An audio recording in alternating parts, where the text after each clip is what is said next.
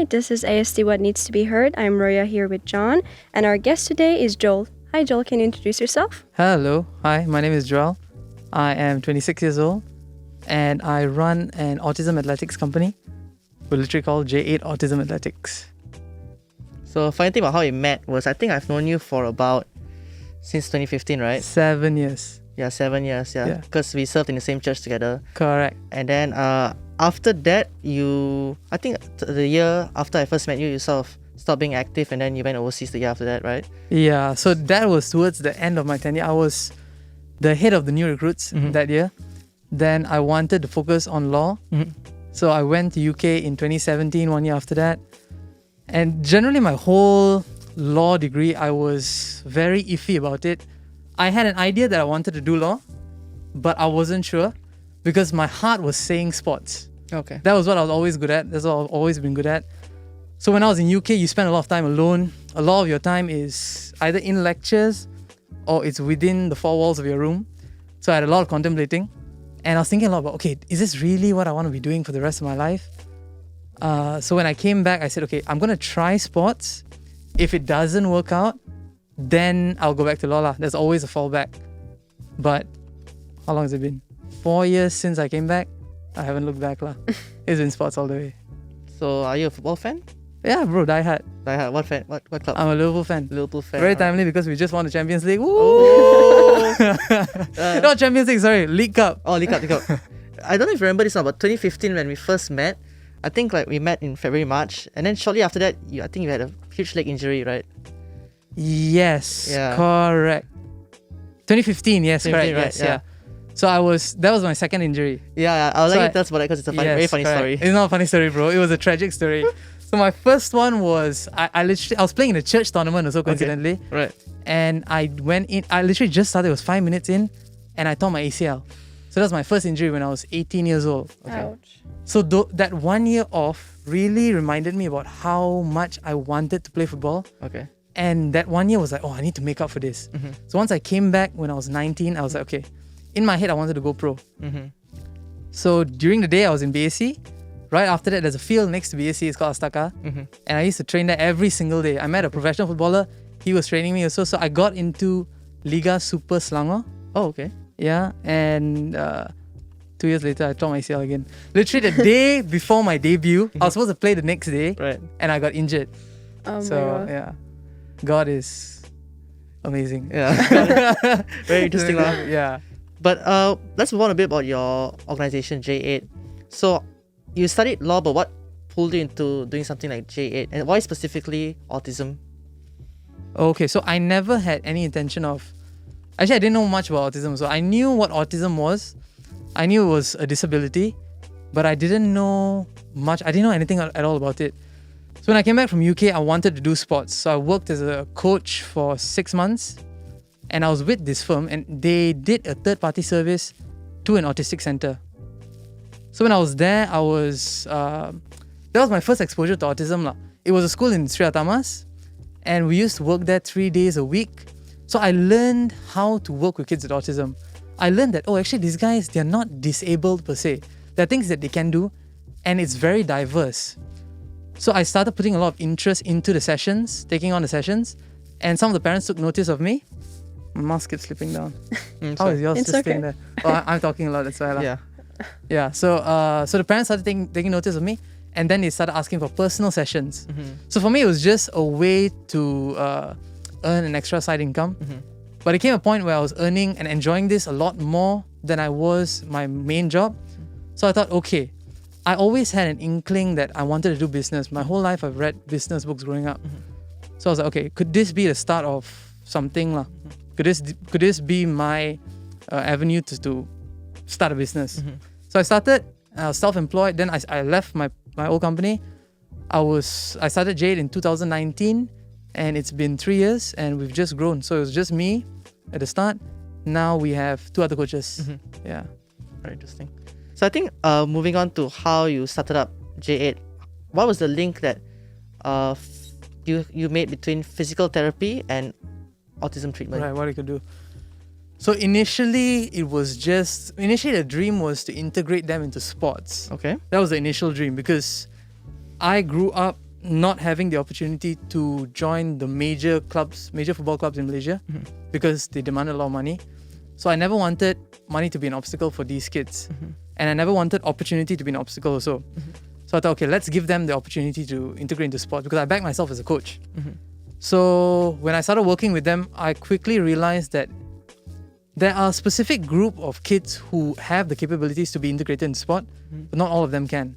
It's not like you work with one kid and then you can see a development, in like a few weeks or a few months. No, that's not how it is with autism. With autism, there are a lot of domains that need to be addressed, and sports is not one of them. There are so many other more pertinent things like their behavior, the social interaction, all of that needs to be addressed first before they can be integrated into sport. So 3 years on, what I've learned is that we've come up with 4 levels. So there's level 1 up to level 4. Level 1, we work fundamentally on social interaction and we work on behavior. Level 2, we work on their cognitive ability, and then we focus a bit on physical. So where their physical deficits is, motor skills, if they do have any muscle impairments, we work on that also. Level 3 is where we focus on getting them to work in groups. So level 1 and 2 is very isolated, one-on-one. Level 3, they work in groups and we get them to socially interact. Because now they've got the basic skills, they've got the basic skill sets. We know how to deal with their behavior. We know how to deal with their physical impairments. We know what their physical capabilities are, motor skills wise. So we get them to interact in groups. So we focus on getting them to talk to people. Level 4 is where we set them up for the future. And level 4 is like vocational training. If they're really good, if the stars align and we have like a super athlete, then the next step is hopefully Paralympic sports. So far, I've met probably about 50 to about 70 kids in these 3 years. I've only had one kid who was close to that. Yeah. So it's very rare that the stars align and you find somebody who's really good. But we've learned to adapt. And the dream is still very much alive. It is just modified a bit. Yeah. So you could say our organization's core goal is to sort of building up to their fullest potential. Correct, yes. Physical development. Specifically, it is to get them to meet milestones. Okay. So whatever developmental milestones that a neurotypical individual has at a certain age, we want to match them up against that, see where they lack. Let's say a 9-year-old autistic kid versus a 9-year-old neurotypical kid, and see what the deficits are and get them to catch up. And then later on, once they're in secondary school, so 13 to 17, is when we focus on social interaction. So the earlier you come in, the easier it is for us to match those physical developments and get you up to that standard. So then social interaction is you can do it at a much earlier age. Yeah. Right. Yeah, I think that's the one thing we've discovered, right? Yeah. That's correct. Early intervention. Oh yeah, early diagnosis and all that. So what is your oldest client, so to say? Okay, so the oldest is 29 years old. Okay. Wow. I literally just met him on Friday last week. Very interesting encounter. So what happened was he was not ready to start the sessions, so he started hitting me. Oh, okay. Yeah, day in the life. Okay. So I think that was also because was he receiving prior sort of treatment or guidance before this? He was. So the issue is with kids who are much older, right? Is that when they were born and when they were seeking early intervention, this was 20 years ago, more or less. Technology wasn't great then. The education of parents wasn't great either. So a lot of them, they did things on their own. So you see the ripple effect like later on. And with him personally, the parents give him a lot of leeway because of his diagnosis. Yeah. And because of that, we are not allowed to intervene as much as we should. Okay. So if let's say he doesn't want to follow specific rules, Okay. we can't enforce much because it's been like this for 29 years. Okay. So when I tried to put forward a rule, it was met with a lot of hostility. He cannot understand because it's his way. It's always been his way. Yeah. So he cannot understand. He can't understand it. So he started hitting. And the one thing, once they're like overloaded with sensory, once they're overstimulated, they come and start hitting you. Okay. Not they, just this boy specifically. I'm so sorry. But this is boy. Yeah, exactly. Right. All of them hit you. All right. Interesting. So when was J8 founded and what pushed you to sort of say, because it's actually like considered quite a young thing when you started it, right? For you, you're quite young when you started it. What Correct. made you say like, okay, I'm gonna start this company now at a very, I can't remember the age. 24. 24. Yeah. I'm 24. I worked a bit. I think I'm ready to start a company and I want to do this. What sort of motivated you to go in that direction? Okay, so several things. Number one was the opportunity. Number 2 was I've always I knew I wanted to do business. And so, okay, when it came to law, it was, I knew I wasn't the best with law. So I knew measuring up against other people, I never had the interest and I never had the will to want to compete and to be the best. I knew, okay, I wanted to make a certain amount of money, but I knew if I were to stack up against these guys, my whole degree tenure, that period, I knew I was not even close to being the best. So I knew if I were to actually go up against these guys in the real world, no way I could compete. So I thought, okay, let's play the game at a different level. What if I could? So there are certain aspects of business. What if I could master all these aspects by the age of 30? And if I start at 24 and I'm learning about marketing, I'm learning how to sell, I'm learning about HR, I'm learning about how to run operations, I'm learning how to manage accounts at a basic level. By 30 years old, I would have knowledge not just in one specific domain, which is going to be taught to me by one boss, and it's down to him to promote me to then go and learn further. If I could do this myself, put myself out in the deep and learn all these things, by 30, I'm a different animal compared to people who are 30 and are around me. Because that's usually the age when people want to start their own business, right? Correct, exactly, yes, Alright, yeah. So, okay. So I wanted to fast track the process, so to speak, yeah. Alright. And like, going back to it, why specifically this field? Right, autism. Yep. So autism, when I first started, I met a lot of the parents and I didn't know what I was doing. Okay. So I looked to them for guidance, and a lot of them dictated how I would dictate the sessions, how I would run the Right. sessions. And when you meet the parents and you empathize with them, you actually feel what they're going through. Some of them have spent like millions sending their child for therapy. I know this one boy, he's also Catholic. His mom was asking me how can her son receive communion. Oh, okay. Yeah. And she spent 1 million ringgit. She sent her kid to Taiwan to receive treatment for some brain scan. It was some radio wave brain scan, something like that. MRI, I think. To develop a part of the brain. Oh. Because the frontal lobe of a brain of a child with autism is underdeveloped. That is proven. So they tried to activate it using these brain waves. Okay. It didn't work as well as they thought lah. So yeah, so she's saying that she spent a lot. She's tried a lot of things, and it's a continuous effort of like trying and not meeting your expectations, sort of a thing. And I only met this woman for a week, and she's already breaking down in front of me. So that's like one of the few stories that I've encountered throughout the years. And more you meet these people and you want to help, and you're in a position where you can help. So I am like an authority to go and do the research and to improve my craft. So when they come to me, I can reassure them that, okay, listen, you don't come to me specifically for my service. You come to me to help fast track the process. Okay, this is the information that I know. This is how I can help you. This is how I can give you the information based on what I've learned. And this is the path to take lah. Yeah. So it's more to do with the families.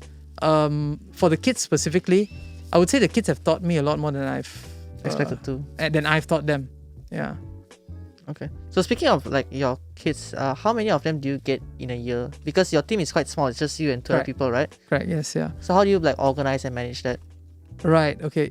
Organize the team or organize the kids? How do you organize your team to manage the kids? Okay. So that is one of our challenges now. Okay. It is how can I condense 3 years of experience into a syllabus sort of a thing and teach a coach so that they can then transfer the knowledge to their session. So far, we haven't cracked the code because what we do, there's no authority in the world. So let's say you want to be a special needs teacher. You can just go and do a diploma in special needs education and then you're a special needs teacher. With autism sports, there is no authority in the world for this, which is something that I'm looking to spearhead and something that I'm looking to change. Like no governing body. So There's no governing body. Oh, that's interesting. Yeah. Okay. Even with autism in the world, there's no governing body for autism. There's nothing. So every country operates on their own. There are research-backed methods, but there's no governing body. There's no per se. clear standard. Correct. There's no clear standard around the world. Yeah. Right. So with special ed also, because I'm doing a diploma in special education now, it is really up to the creativity of the teachers. They give you these are the principles that we follow. This is how we usually do it. And then from there, you come up with the class yourself. Like for example, some of them do IQ tests, some of them do tests for the left and right brain, but not all of them do it. So it's up to your interpretation. You want to use this test, you can use it. These are the tools you have, but it's up to you. Okay. Right. So going back to the previous question, roughly how many kids do you like sort of manage in a year? Per year, we manage about 50 kids. We see about 50 kids. About 50 Wow. kids. Yes, yeah. But that's also because some of them are sort of progressed to the point where you can do group sessions, right? Correct, yes, yeah. Okay. So we do a combination of one-on-ones Mm-hmm. and group sessions. So we team up a lot with schools, Mm-hmm. with other organizations. Inclusive Outdoor Classroom is one. We are working on an agreement with National Autism Society. Mm-hmm. So that hopefully we can get that. If we get that, that's about just about 300 plus kids or so. Mm-hmm. Yeah. So we see quite a number of kids per year. Alright. So you mentioned previously about how like some of these parents like within you in a week really start breaking down. How has the response from them been since you started?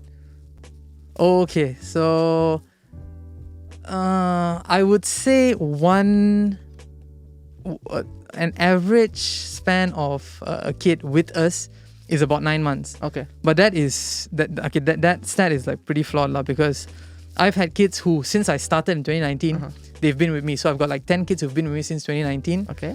A lot of them dropped out because of COVID. So COVID was a huge factor. Right. And a lot of them didn't go to school because of COVID, and they're still scared because of COVID. Right. Yeah, so that is, and the issue with COVID is a lot of them have regressed. So when I do start back with them, right, we're not a primary source of treatment. Right. We are like a supplementary source. Mm-hmm. So they don't need us per se, Right. but it helps accelerate the process. Because what we do is we talk to their teachers. Whatever they are currently doing, it's very individualized, our program. Yes, yes. So whatever they are doing in class, we adopt some concepts and then we try to implement it also. So it's uniform throughout. Whatever they're learning in school, they're learning here also. Right, right. Yeah. Understood. So because of that, they are shifting more of their focus to school, trying to catch up rather than focusing on us. But the response generally has been good. Yeah. In the main, it's been good. A lot of people recognize what we're doing. A lot of people need physical activity for their kids, because I think it's 25% of kids with autism have obesity. Okay. Struggle with obesity, yeah. So physical inactivity is a common feature of kids on the spectrum. How about because you mentioned about the MCO and how it affected your sort of intake, right?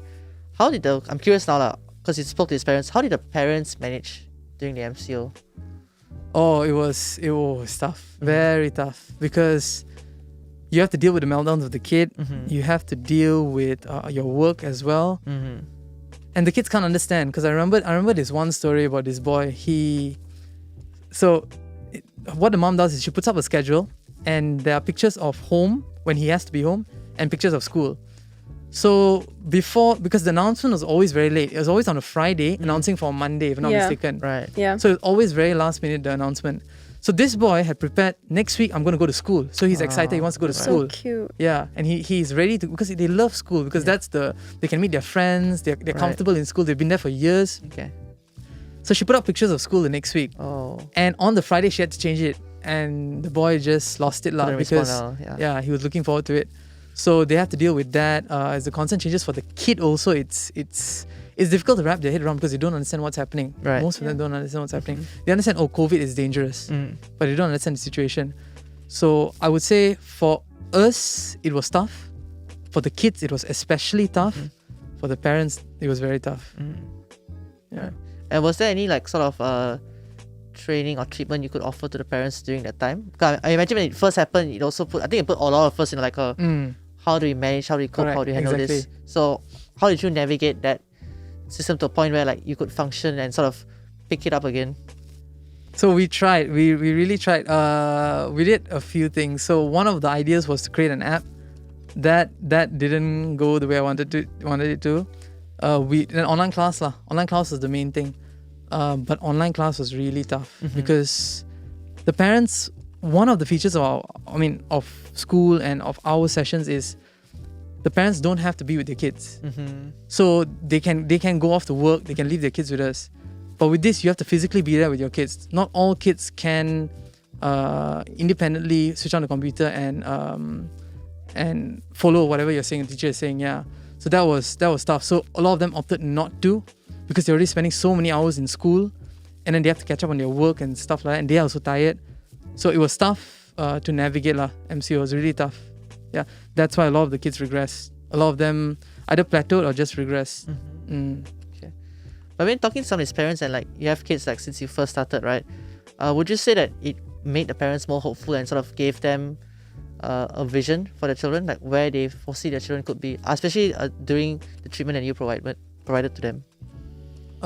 Yes, especially those who have had their kid just diagnosed, and those who have seen growth.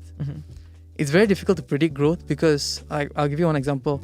I have a boy who learned cycling within 4 weeks. Wow. Another boy learned cycling in 2 years. Okay. Yeah. So progress, it cannot really be predicted. It's really down to the kid because there's so many things to navigate past. There is a social aspect of things. We need the kid to understand, okay, listen, this is why the teacher is coming every week. For some of them, we need to explain to them, we need to get past their behavior issues also. And then only we can get to the physical. For some of them, they've already got this intact. It's just down to physical, and then it's how fast you learn. So it is very, very subjective. Right. I think some more like closing personal anecdotes lah. Because definitely working and doing all of this, how would you say that from your experience that you think Malaysians as a whole, as a society, what can they do better when it comes to interacting with autism? Because the main thing that we've noticed also is there's a lot of stigma, a lot of misconception, a lot of understandings. So what could they do like if they were to interact with someone who is autistic? So the first thing is the knowledge is not good enough. Generally in Malaysia, there's not enough known about autism. Everybody thinks autism is a disability. When you look at somebody with autism, you pity them. That's the first instinct. The first step is to recognize that these guys are the same. Everybody, is the same. So it's just that, so anxiety, like a lot of people nowadays struggle with anxiety, depression. Individuals with autism, you should be able then to empathize with individuals with autism because they have it at a heightened level and they've had it for a long time. The difference is how it appears and how they cope with it. They struggle to find a way to cope with it because they don't know how. And a lot of the time it comes off physically, judgmentally to themselves or to the people around them. So the first thing is understanding that we're the same. It's just that it's heightened. So some people struggle with social interaction, so like we struggle to talk. They struggle with it as well. So that the first thing is, number one, you need knowledge, but you need to be able to empathize also. When dealing with somebody with autism, I always say just keep quiet, observe, and try to empathize. Just try to understand why they're doing what they do. But Malaysia as a whole, we need to do a lot better. There needs to be a lot more resources into this. There are no, even the national, even like the governmental organizations, Right. The training is not good enough for the teachers. Right. Yeah. There's really no hope. I have kids who are in school. I don't want to name schools, Right. but there are kids who are in schools and there's no progress. There's nothing.